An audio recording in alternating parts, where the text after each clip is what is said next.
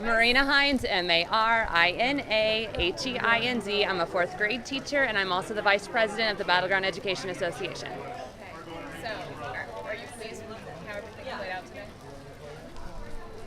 Our goal for going into this is to get a fair contract for our teachers. We want to be comparable and competitive with the surrounding districts, and in order to do that, we need to demand all of the money, the $9.6 million that was sent down from the state to meet the needs of the teacher salaries.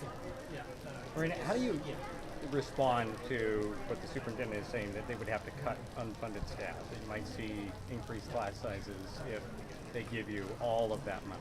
Well, based on the prototypical model, we know that there are needs of our students that the state is not recognizing, and we need the additional support for our students. However, the district has made that decision to go above and beyond the model and take that unfunded staff. So it's on them to figure out then how they're going to make ends meet with the money that was sent down from the state, the $9.6 million, to go towards funded staff. Superintendent Ross said that he empathizes with teachers. Do you believe that? At this point, I really don't know. I would like to say he would, but our goal is to be back in the classroom as soon as possible. We love our kids, we miss our kids, our classrooms are ready, but we will not go in without a contract that lets us know how much we're going to get paid. Was the superintendent or was the board accurate in saying that it was the BGEA attorney that asked to delay the fact-finding until next week? And if so, do you know why they would have done that? It was interesting they made that comment, as it was the district who called for fact-finding late on Sunday night, in addition to sending our team up to Olympia for mediation. So for them to come back and say that it's now BGA holding this up, it was the district who called for this in the first place. So, what do you picture happening here, right? It seems like there's some things that are still up in the air with this injunction, but I mean, I posed this question to the superintendent. I mean, would more than half of this district, the teachers, just not show up despite potential legal action?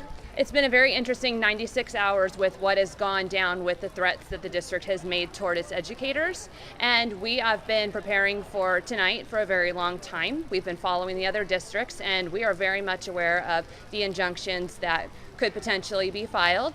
But we knew this was coming. We're not fazed at all. So does that mean with the temporary injunction you would not come back to class? I can't speak to that right now. The district has made several different offers from what I've seen, and the union has not themselves released what they're demanding, but the district has released some of those numbers. It seems like since the initial 25%, it's come down to about 19.4, 19.6, but it hasn't moved from there, from that 1 year 19.4, 19.6%. Can you talk a little bit about what BGEA's methodology is in that number and why 1 year as opposed to a multi-year deal?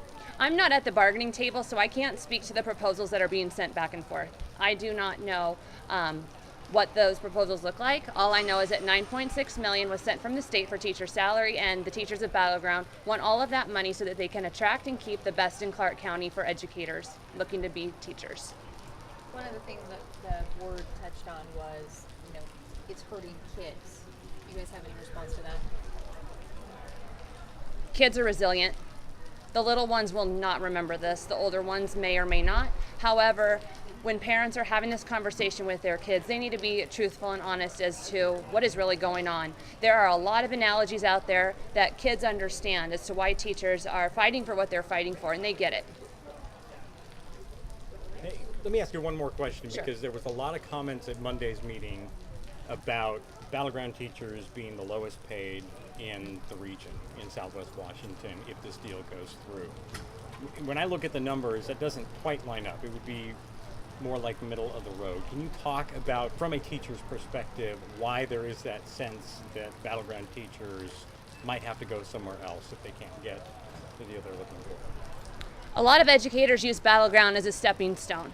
They are here for 1 year and they leave because they know they can make more money in surrounding districts. Right now, our goal is to get a salary that is comparable and competitive to those in surrounding districts so that we can keep and attract the educators to come to Battleground and stay here. We are a very strong community. The teachers are amazing. The bargaining team is amazing. And we don't want to lose any teachers over this.